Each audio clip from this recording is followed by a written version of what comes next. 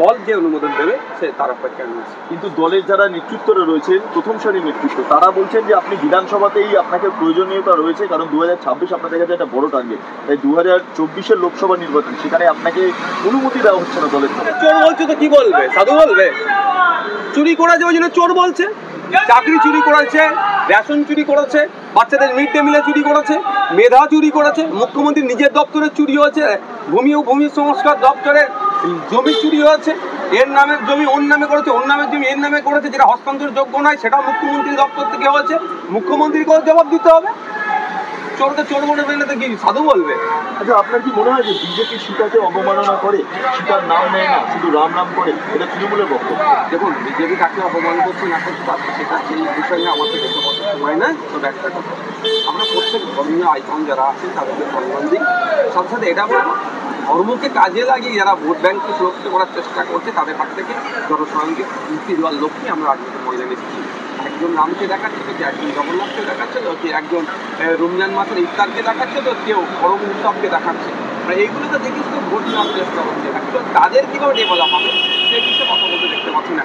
একজন আদিবাসী সমাজের আপনার রাষ্ট্রপতি বানিয়ে রেখেছেন, কিন্তু 2014 সালে ভার্জিনিয়া খাগা কমিটির যেটা সুপারিশগুলো ছিল সেটা বাস্তবায়ন করা হচ্ছে।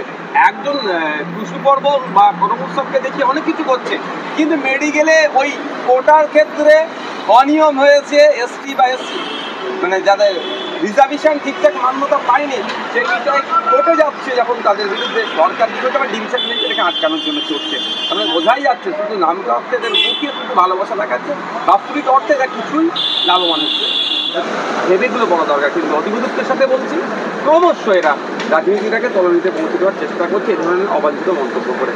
এই মন্তব্যের সাথে সহমত থাকতে পারি না আমরা। আচ্ছা, গোল পার্কে নিজের এলাকায় বাড়ি সংস্কার করতে গিয়ে তৃণমূলের যারা বাধাপ্রাপ্ত কাউন্সিলরের যারা জিনিসপত্র রয়েছেন তাদের দ্বারা, এইটা এই ধরনের কালচারটা কলকাতায় আবার মাথা চালা দিচ্ছে। দেখুন, এটা আগে শহরে ছিল, এখন গ্রামের দিকেও ঢুকে যাচ্ছে এই রোগটা। ডায়মন্ড হারবারে গলিতে গলিতে ঢুকে গিয়েছে এই রোগটা ভাইপো সৌজন্যে, যে আপনার বাড়ি আপনি সংস্কার করতে যাবেন সেখানেও টাকা দিতে হবে।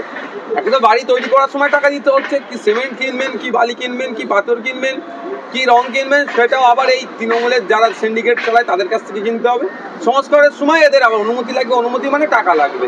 আজকে আমরা স্বাধীন দেশে বসবাস করছি না, পরাধীন দেশে বসবাস করছি। বাংলার মানুষের ভাবু কাদেরকে আমরা ভোটে জিতিয়েছি, এদেরকে যত তাড়াতাড়ি হারাতে পারবো আমরা গণতান্ত্রিক প্রক্রিয়ায় ভোটের মাধ্যমে, তত ভালো, তত তাড়াতাড়ি বাংলার মঙ্গল হবে। শেখ শাহজাহান এখনো পর্যন্ত অধরা, এটা কতদিন চলতে পারে বলুন তো?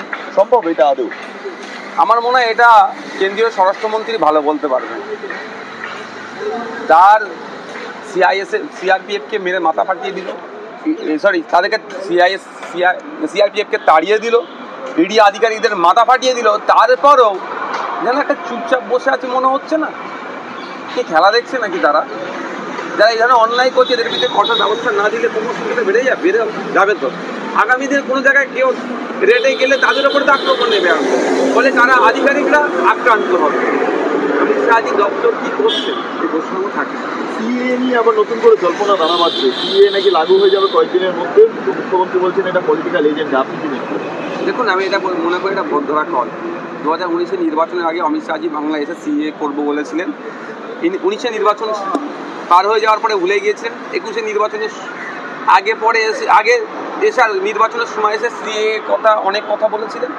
আবার 2024 নির্বাচন আসছে, 2023-এর 29 নভেম্বর কলকাতায় এসে আবার সিএ এর কথা বলেছিলেন। ভোট আসলে সিএ এর কথা মনে পড়ে, ভোট মিটে গেলে আবার ভুলে যায়। এটা হচ্ছে ভোট ধরা কল।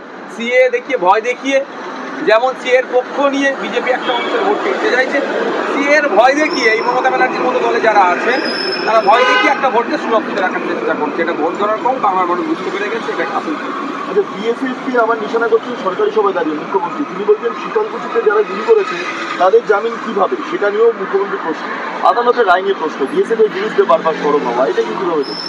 দেখুন, যদি যাদের জামিন যদি যুক্তিযুক্ত না হয়ে থাকে, তার ভাষায়, মুখ্যমন্ত্রীর ভাষায়, ডিভিশন বেঞ্চ যান, সুপ্রিম কোর্টে যান, জামিন দিয়ে খারিজ, বেল ক্যান্সেলেশনেতে যান, সেখানে যাচ্ছেন না, শুধু হাওয়ায় ভাসানো চাইছে। আমি এই মিডিয়ার মাধ্যমে সাধারণ মানুষের কাছে আমি জানতে চাইবো একটু বা জানাতে চাই, 2.5 বছর হয়ে গেল 2.5 বছর হয়ে গেল, শীতলকুচি এখনো বিচার পেল না। আর মুখ্যমন্ত্রী এই শীতলকুচিকে দেখিয়ে ভোটকে পার করে নিল। সে সাধারণ মানুষের উদ্দেশ্যে বলবো, এদের গ্যাস দিতে একটু কেউ পা দেবেন না। এরা যে গ্যাস খাওয়ানোর চেষ্টা করছে, কেউ খাবেন না, মানুষ ক্ষতিগ্রস্ত হবে। কথা হচ্ছে CBI, ED, police, CID, BSF সব আমাদের। এর মধ্যে ওরা যারা বিভাজন করতে চাইছে তাদেরকে আমাদেরকে প্রতিহত করতে হবে।